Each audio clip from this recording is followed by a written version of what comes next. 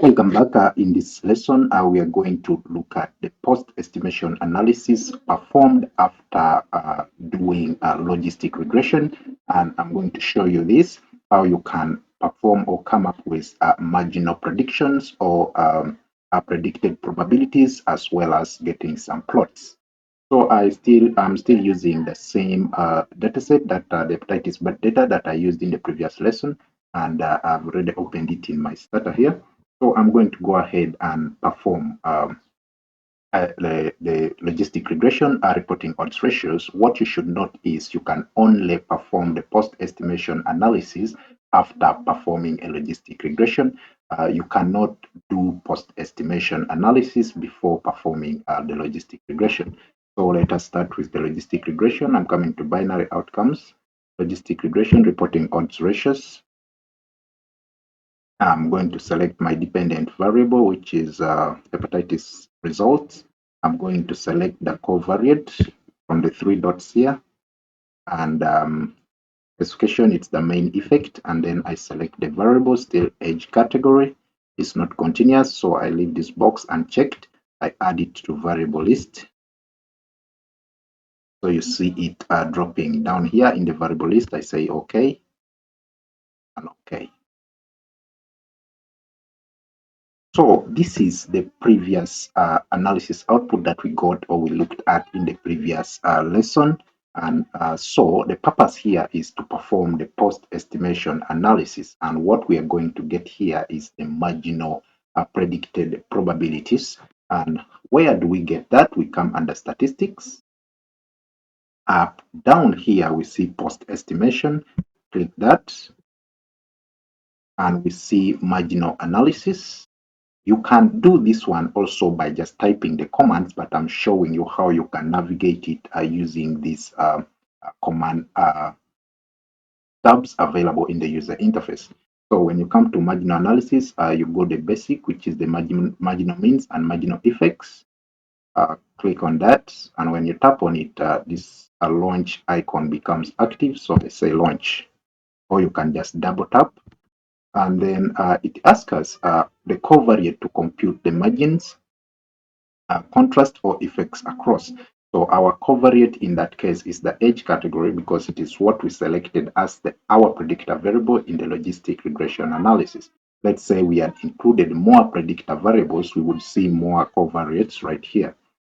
So the analysis type is the marginal means of outcome for levels of covariate, and we are going to leave all this to default, and then we say OK.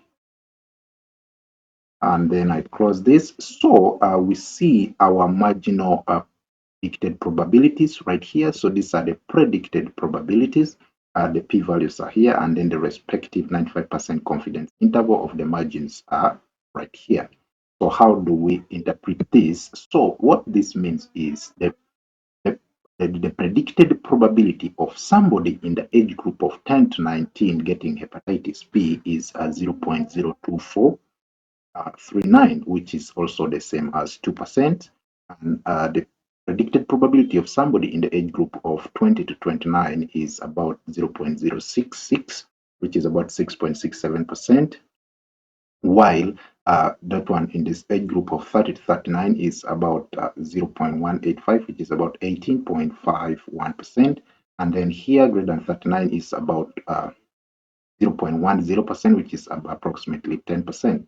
And you can see from this trend that as you move from the age group of 10 to 20 to 39, there is an increase in the predicted probability of somebody getting hepatitis B, and then it is slightly decreased when somebody is greater than 39 years of age, where it dropped from about 18%, 18.5% to 10%. So that is how we can use marginal predicted probabilities to do or perform post estimation analysis after logistic regression. We can also go ahead and look at the plot. So we still come to statistics, post estimation, and then we still under marginal analysis. Now we come to profile plots after marginal analysis. Tap on it. Either we can double click this or we just come and say launch. And it opens for us this dialog box where we are looking at variables that define the x-axis, and that's where we select our covariate, which was edge cut. And there are a number of things that we can do here. Do we want the confidence interval plot or not? The plot, the line properties, so the number of things that we can change here, but I'm going to focus on the main. And then we say submit, or let me just say okay. And we see how the plot looks like. Minimize this. So this is the adjusted predictions of the age category with their respective 95% confidence intervals. These bars here, these lines here are the 95% confidence intervals, with the data points being these. So these data points here, this one here is the same as this value here. That is at 10 to 19, the value was 0.024, which is this one right here. Then at 0.06, which is this, 0.18, which is this one right here, and then we have 0.1, which is actually this one here.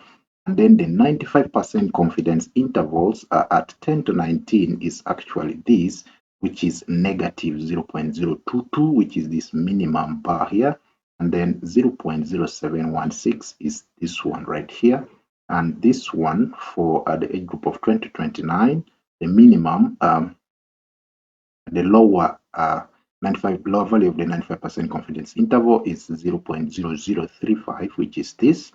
So we can see here the trend can now be clear as you move from 10 to 19, age group of 10 to 19 to 30 to 39 days, an increase in the predicted probability of somebody getting hepatitis B, and then it is slightly decreased to 10% when somebody is greater than 39 years of age. And we look at the respective p-values. So you can see somebody who is in the age group of, there is a statistically significant prediction or the probability that somebody in the age group of 20 to 29 can get hepatitis B, as well as somebody with the age group of 30 to 39 years. The p-values are less than 0.05. So that is how we perform post-estimation analysis, looking at the margins as well as making some basic marginal plots in Stata. Maybe, as I also said earlier, if you're not navigating it via the statistics icon here, you can just type margin. Actually, the commands are right here. You can just say margin, then you select your covariate, which is that we still get the same value. So this is quicker and faster. That is why I prefer typing the commands rather than navigating it from these command icons right here, or the command tabs. Though you can go for those if you are still in the process of learning, but as you continue with the experience, you find that it is easier and quicker to type the commands rather than navigating. Thank you so much, and see you in the next class as we look at multivariate logistic regression.